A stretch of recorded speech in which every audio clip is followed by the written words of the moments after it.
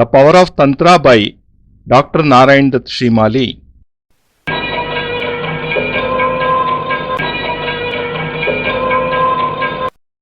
Jai Gurudev. Welcome to all sadhakas, shishyas and lovers of Tantra, the ancient spiritual discipline related to the power of Shakti, the female principle of creation by Paramapujya Gurudev, Paramahams Yogiraj Swami Nikhileshwaranandji, also known as Dr. Narayan Dutt Shrimali. Foreword is given by Pujaniya Burbua Babaji, who is a spiritual saint and an accomplished tantric with a worldwide reputation.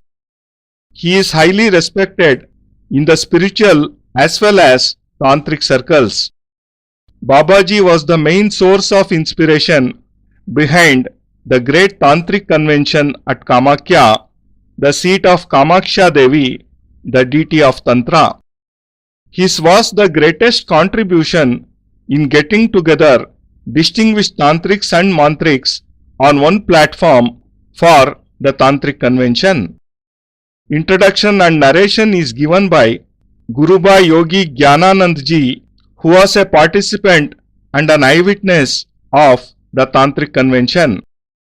The English commentary of this work, along with Kannada and Telugu versions, I am offering at the lotus feet of Paramapujya Gurudev. Todiyam vastu nikilam tubhyamevam samarpayet. With love and gratitude, Jai Gurudev and all glory to Gurudev, Guruji Nikhil Sachidananda.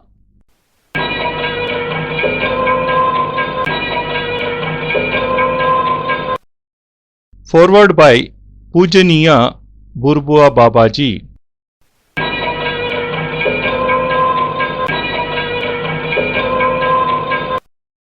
Yogi Gyanananda showed me the letters related to Dr. Narayan Dutt Shrimali's life. He wished them to be published. The letters selected by him from the collection are indeed significant, since they reflect the personality of Shrimali ji. I feel that these letters should have been published much earlier, as they not only transcend time but will also be a source of inspiration to those engaged in sadhana, that is, tantric practices. Through them they will experience a new surge of energy within themselves and will get renewed vigor and courage to go ahead on their chosen path. I am familiar with the many facets of Shrimaliji's personality. Although I am unable to fathom his total personality, from my personal knowledge of him, he appears colossal like the Himalayas and pure like the Ganga. He has lived his life fully and has enjoyed every moment of it. I am amazed how an individual could have attained so many dimensions of sadhana, but there he is, a living example of this achievement. He has elucidated the original form of Vedic mantras and through their basic sounds transports us back to the era of their creation. He got these original sounds recorded on tape, and this in itself is a monumental work. These tapes are worth preserving for the coming generations. From these they will know how sages recited the Vedas in ascending and descending notes, leaving an indelible impression on the mind. Being a disciple of Sarvashrestha Yogiraj Sri Sachidananda is the greatest honor and good fortune today, and this honor belongs to Shrimali ji. Yogiraj is one of the founders of the Siddhashrama, and the entire world is indebted to him today. For sadhakas, practitioners like us, it is a rare good fortune even to be able to have a glimpse of him. The fact that Shrimali ji is his disciple speaks of his extraordinary personality. He is the favorite disciple of Sachidananda ji, and in him we have found the very embodiment of the mantras. Yogi Jnanananda has given here vignettes of the Tantric convention held at Kamakhya. The rare and difficult sadhana performed by Srimali ji at the convention was unique. I was already familiar with the Tantric aspect of him, and it would be no exaggeration to call him the modern Gorakhnath.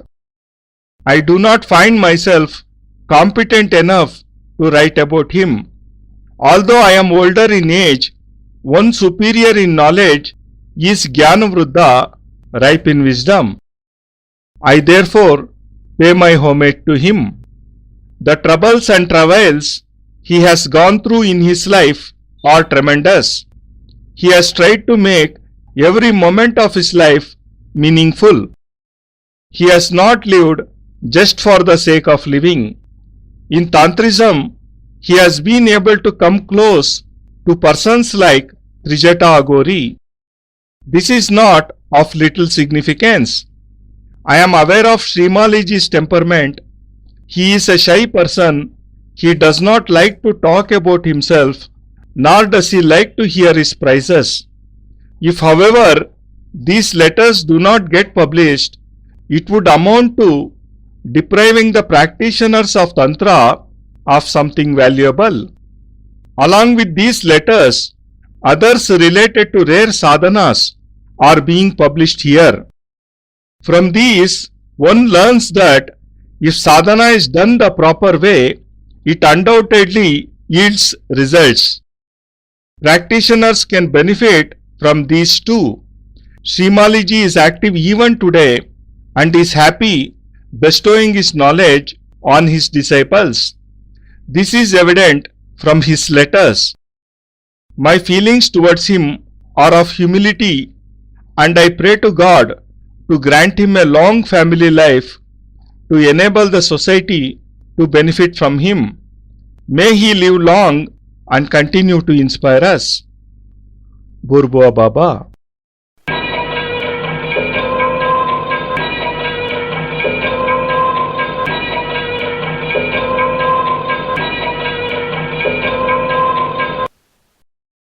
I shall begin with the Tantric convention at Kamakhya. This convention was a subject of discussion amongst us. For those who believed in Tantra and knew about Tantric practices, this was an unprecedented opportunity, as the convention was to be held at the seat of Kamakhya, the deity of Tantra. Although the convention was not published in the press, it was a welcome piece of information for those initiated in Tantra, and it was reported that some foreign Tantrics too were to participate in the convention.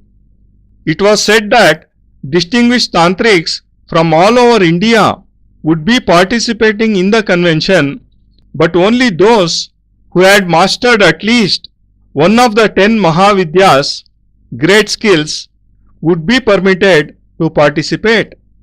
Now for Tantra, this is a high standard to achieve.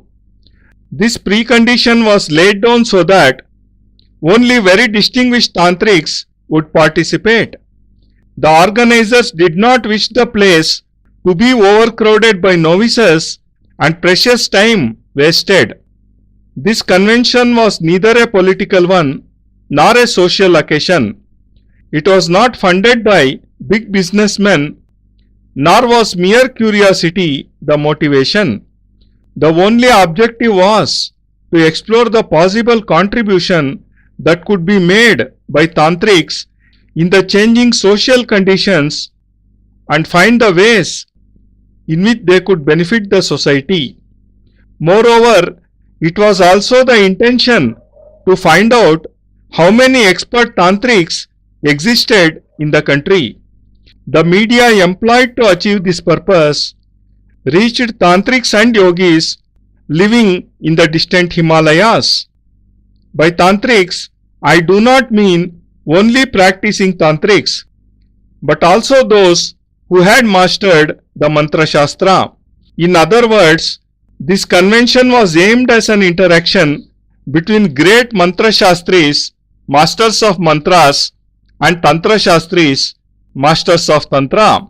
The matter had been under consideration for a year. We were waiting eagerly for the inauguration of the convention. It was a 10-day affair, and all those distinguished in this area had been contacted. Happily, most of the invitees had consented to attend. Included among these were Pagala Swami, Swami Chaitanya Murti, Krupalu Swami, Baba Bhairavnath, Swami Pret Baba, Agori Girijananda, Agori Karparanand Bharati, and Trijata Agori. I had heard of these great personalities millions of times. They had become legends associated with great miracles. A get-together of such tantrics, mantriks, and agoris was a great wonder for us. The consensus was to gather left and right wing experts in sadhana at one place to demonstrate their siddhis, ways and means of overcoming the obstacles in achieving them, and in what way they could benefit common people were to be the subjects of discussion at this convention.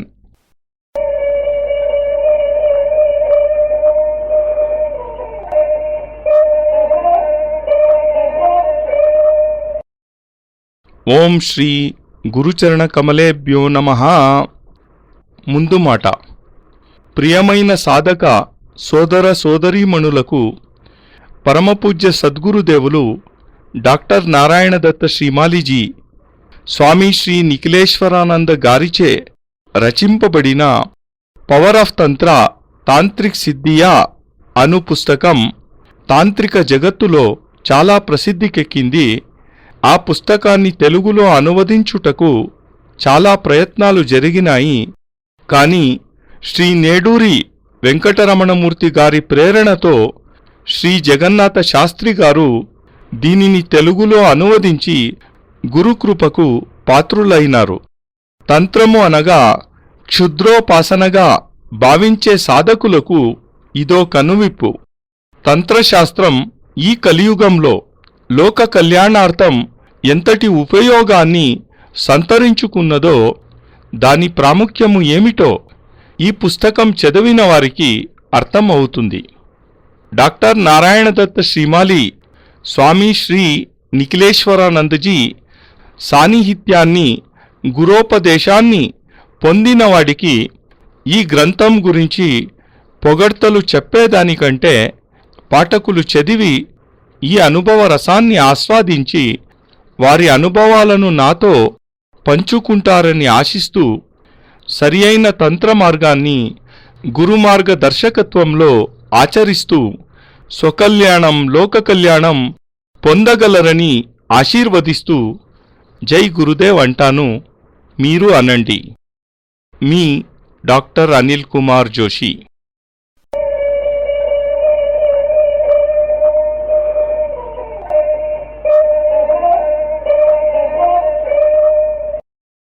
తాంత్రిక సిద్ధులు, వాటి గోపనీయత, సిద్ధపురుషులు, లబ్ధ ప్రతిష్ఠులు, తాంత్రిక సామ్రాట్ Shri doctor Narayan దత్త శ్రీమాలి వారి జీవితంలోని గొప్ప గొప్ప అనుభవ సిద్ధులు మరియు సాధనలు, అనుభవ సిద్ధి ప్రచురణ.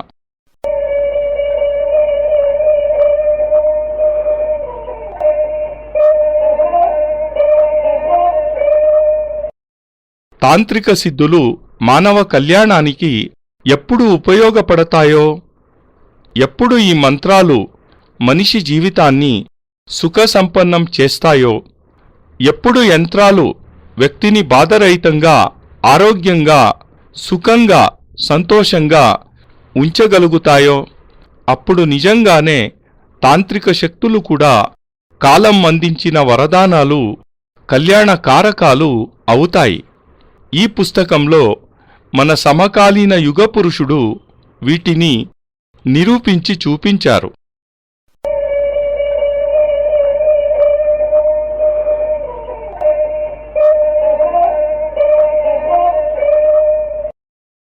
రచయిత ముందు మాట. నాకు చాలా ఆనందంగా ఉంది. ఎందుకంటే ఈ గ్రంథం చాలా ముఖ్యమైనది. ఇంతకు ముందు ముద్రింపబడి ఉండలేదు. ఏ సిద్ధులను అందరూ పొందాలనుకుంటారో, ఏ సిద్ధుల వల్ల భారతదేశం విశ్వంలోనే తలమానికమైనదో అలాంటి సిద్ధుల గురించి ఇందులో మొదటిసారి తెలుపబడ్డాయి. సిద్ధి మరియు సాధన గురించి స్పష్టంగా ఇందులో చెప్పబడ్డవి. ఈ సిద్ధులను సాధన చేయాలన్న సాధకులు తమ శక్తి తత్పరతలను బట్టి సాధన చేసి ఫలితములు పొందగలరు. సాధన అతి క్లిష్టమైన పని. ఇందులో వివరించబడ్డ సిద్ధులు, సాధనలు ప్రామాణికమైనవి. వీటిని సాధించడంలో సాధకునికి వివేకము, శక్తి, కృషి, పట్టుదలపై ఆధారపడి ఉంటుంది. ఏ సాధనలోనైనా సిద్ధి పొందలేకపోతే అది సాధకుని యొక్క లోపంగానే చెప్పుకోవాలి. కనుక సాధకుడు పరిపక్వ సాధన చేసి సిద్ధిని పొందవచ్చు. ఇందులోని ఘటనలు, వర్ణనలు మంచి సామంజస్యమును కలిగి ఉన్నవి. ఇవి శ్రీమాలి గారి వ్యక్తిత్వాన్ని ప్రతిబింబిస్తాయి. నా గురువు కావటం చేత ఆయన పేరు ఇక్కడ ప్రస్తావించడం జరిగింది. అందుకే ఈ పుస్తకాన్ని గురుచరణాలలో సమర్పిస్తున్నాను. యోగి జ్ఞానానంద.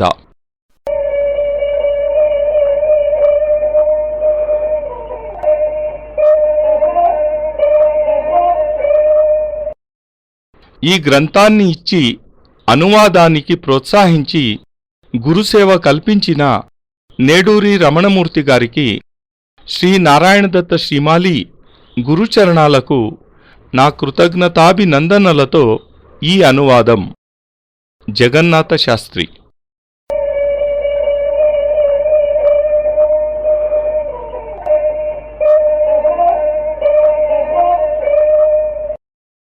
ಜೈ ಗುರುದೇವ್.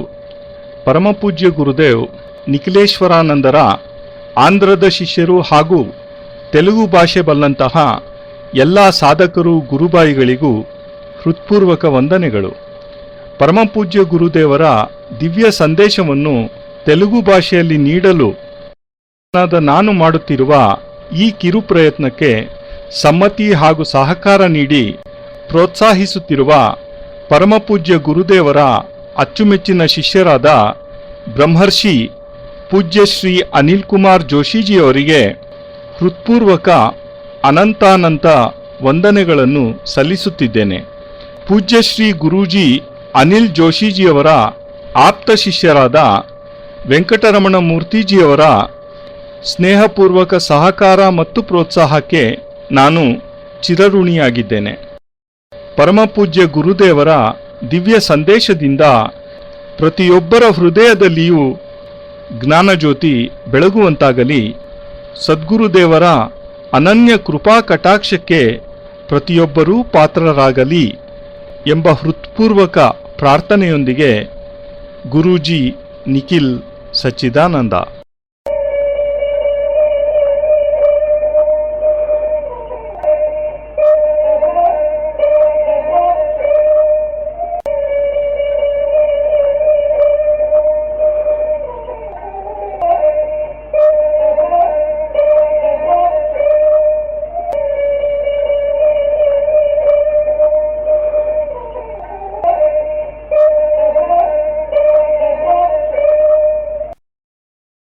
మనోద్గారం, మనోభావన.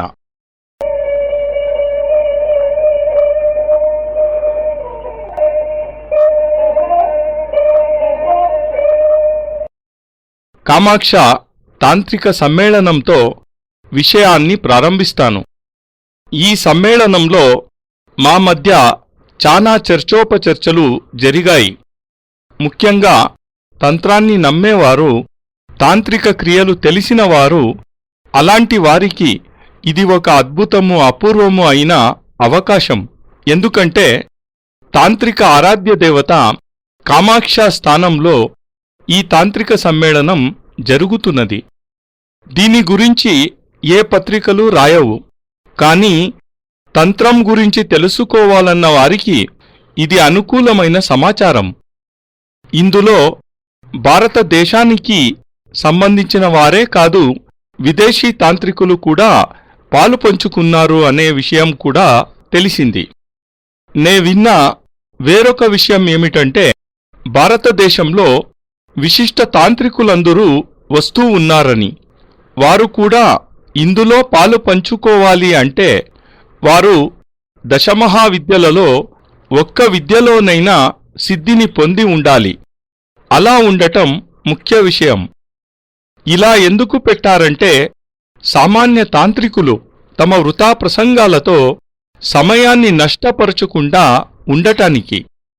ఈ సమావేశాలు సామాజిక పరంగా కానీ రాజనైతిక పరంగా గాని ఏర్పాటు చేసినవి కావు. దీని వెనుక ఏ పెద్ద వ్యాపారవేత్తల ఉత్సాహం లేదు, వారి ధన సహాయం కూడా అసలే లేదు. దీని ముఖ్య ఉద్దేశ్యం ఏమిటంటే, ఈ మారే ప్రపంచంలో తాంత్రికులు సమాజానికి ఏమి లాభం చేకూర్చి ఉపయోగపడగలరు అన్నదే. ఇంకా తెలుసుకోవలసిన విషయం ఏమిటి అంటే, నిజానికి ఉన్నత శక్తులు కల తాంత్రికులు ఎందరున్నారు అన్నది సుదూర హిమాలయవాసులైన తాంత్రికులు, యోగులు మొదలైన వారిని కూడా ఉపయోగించుకొని తెలుసుకోవాలనుకున్నారు.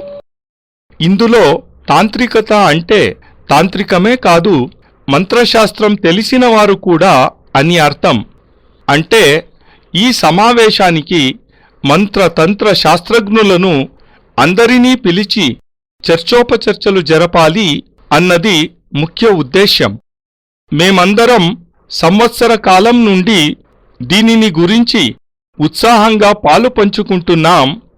ఆ తాంత్రిక సమ్మేళనం జరిగే రోజు గురించి తత్పరతతో ఎదురుచూస్తున్నాం. ఉన్నతులు మహోన్నతులందరితో చర్చించి 10 రోజుల సమావేశాలు జరపాలి అనుకున్నాం. ఇంకా మంత్రశాస్త్రంలో ఏమైనా చేయగల దిగ్గజాల లాంటి వారిని కూడా పిలిచాం.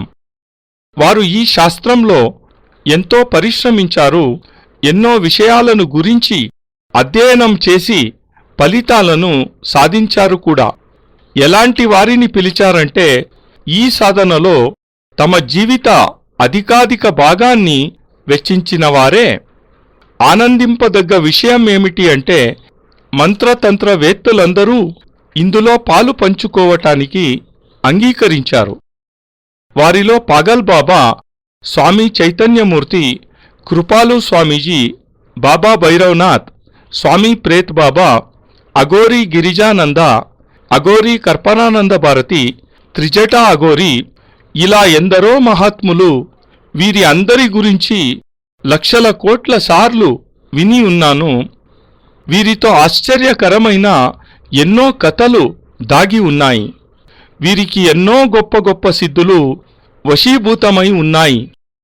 ఇలాంటి తాంత్రికులు, మాంత్రికులు, అఘోరీల కలయిక ఒక్కచోట జరగటం ఎంతో ఆశ్చర్యాన్ని కలిగించకమానదు. ఈ సమావేశాలలో ఉత్తర దక్షిణ మార్గ సాధకులందరూ ఒక్క దగ్గర చేరి తమ తమ సిద్ధులను ప్రదర్శించాలి.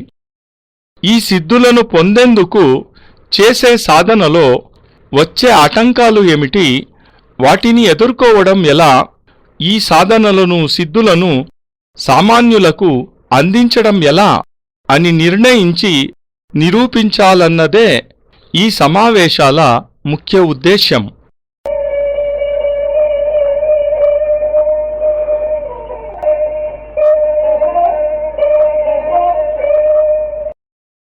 Moreover, this was the first time in 5000 years that sadhakas, tantrics, mantriks and yogis of such great distinction were to assemble at one place. The efforts made by some yogis in this direction were indeed laudable.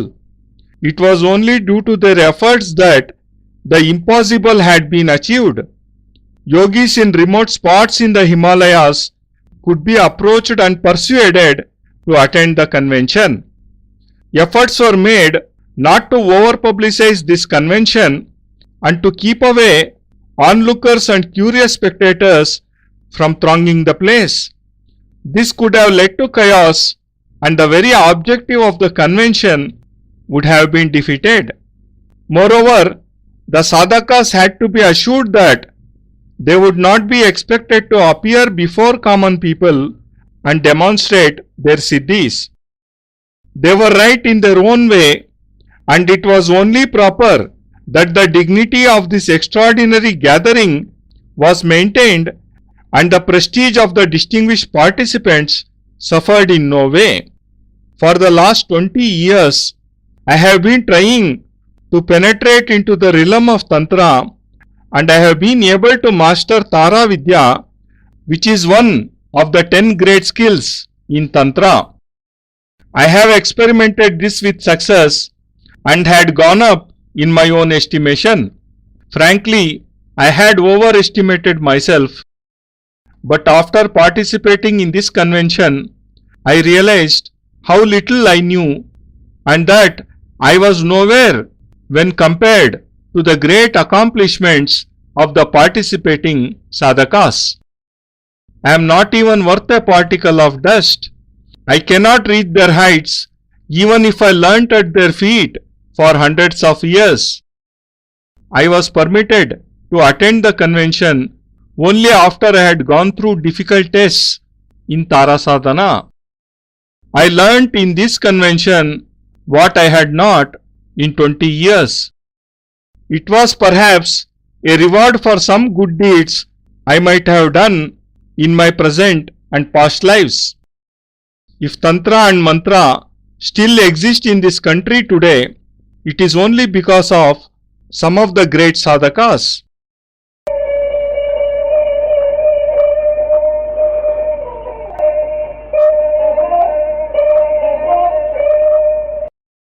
గత 5000 సంవత్సరాలలో ఇదే తొలిసారి ఇలా గొప్పవారైన మహిమాన్వితులైన యోగులు, సాధకులు, తాంత్రికులు, మాంత్రికులు ఒక్క దగ్గరకు చేరడం జరిగింది. దీనికి యోగులు చేసిన ప్రయత్నం శ్లాఘించదగ్గది. వారి కృషి వలననే ఈ కార్యక్రమం సాకారమైంది. హిమాలయములలో దూరంగా నివసించే యోగులను కూడా సిద్ధం చేసి ఒక దగ్గర చేర్చడం జరిగింది. ముఖ్య విషయం ఏమిటంటే దీని చర్చ తక్కువగా జరగాలనుకున్నాం. ఎందుకంటే దేశ ప్రజలందరూ దర్శనానికి వచ్చి ఏర్పాట్లలో లోపం జరుగుతుంది అనుకున్నాం. అంతేకాక ఏ ఉద్దేశ్యంతో సమ్మేళనం జరపాలని అనుకున్నామో అది లోపిస్తుంది అనిపించింది. ఇహ ఆ మహాత్ములు షరతు ఏమిటంటే మేం జనులలోకి వెళ్ళం, వాళ్ల మధ్య మా శక్తులు నిరూపించం అన్నారు. వాళ్ల మాట కూడా నిజమే. వాళ్ల ప్రతిష్టకు భంగం వాటిల్లకుండా ఈ సమావేశాలు నిర్వహించడం కూడా మన కర్తవ్యం కదా. గత 20 సంవత్సరాల నుండి నేను ఈ తాంత్రిక జగత్తులో ప్రవేశించాలని ప్రయత్నిస్తున్నా. దశమహావిద్యలో తారాసిద్ధిని కూడా పొందాను. దానిని నిరాటంకంగా ప్రయోగించాను కూడా. దీనివలన నన్ను నేను తెలుసుకోనారంభించాను.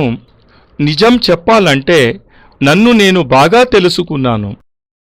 ఈ సమ్మేళనంలో చేరగానే నాకు తెలిసిన విషయమేమిటంటే ఇందులో పాల్గొనేవారి ముందు, వారి సిద్ధుల ముందు నేను తృణప్రాయుడను.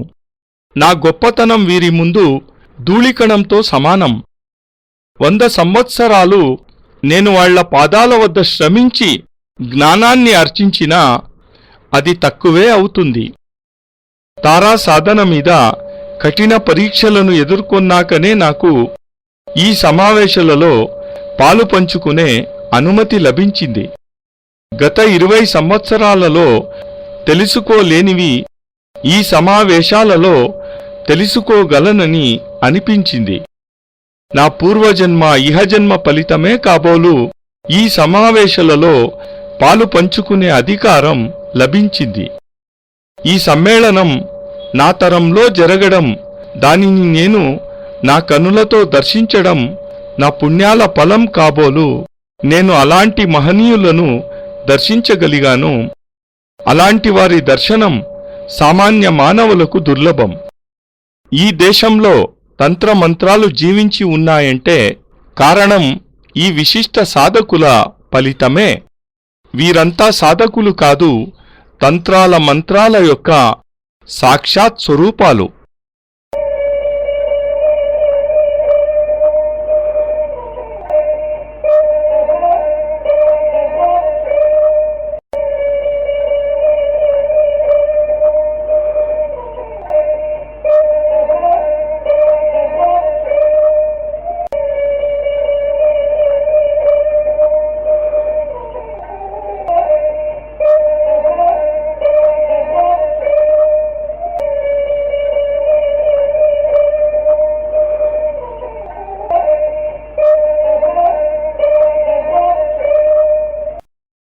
నారాయణోత్వం నిఖిలేశ్వరోత్వం మాతా పితా గురు ఆత్మా త్వమేవం బ్రహ్మాత్వం విష్ణురుద్రత్వమేవం సిద్ధాశ్రమోత్వం గురువం ప్రణమ్యం త్వమేవ మాతా చ పితా త్వమేవ త్వమేవ బంధుశ్చ సఖా త్వమేవ త్వమేవ విద్యా ద్రవిణం త్వమేవ త్వమేవ సర్వం మమ దేవ దేవా.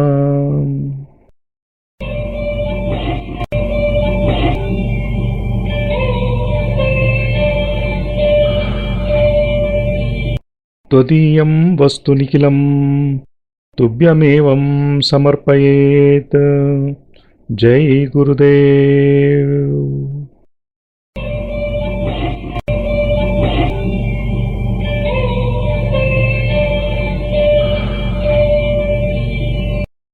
పరమపూజ్య గురుదేవ్ ಯೋಗಿರಾಜ್ ಸ್ವಾಮಿ ನಿಖಿಲೇಶ್ವರಾನಂದಜಿ ಮಹಾರಾಜರ ಪವಿತ್ರತಮ ದಿವ್ಯ ಚರಣಾರವಿಂದಗಳಲ್ಲಿ ಸಪ್ರೇಮಪೂರ್ವಕ ಸಮರ್ಪಣೆ ಈ ಪಾವಾನುವಾದ. ಅತ್ಯಂತ ಕೃತಜ್ಞತಾಪೂರ್ವಕವಾಗಿ ಗುರೂಜಿ ನಿಖಿಲ್ ಸಚ್ಚಿದಾನಂದ.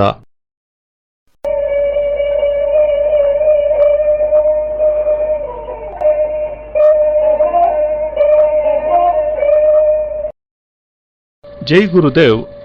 ಪರಮಪೂಜ್ಯ ಗುರುದೇವ್ ನಿಖಿಲೇಶ್ವರಾನಂದರ ಆಂಧ್ರದ ಶಿಷ್ಯರು ಹಾಗೂ ತೆಲುಗು ಭಾಷೆ ಬಲ್ಲಂತಹ ಎಲ್ಲ ಸಾಧಕರು ಗುರುಬಾಯಿಗಳಿಗೂ ಹೃತ್ಪೂರ್ವಕ ವಂದನೆಗಳು.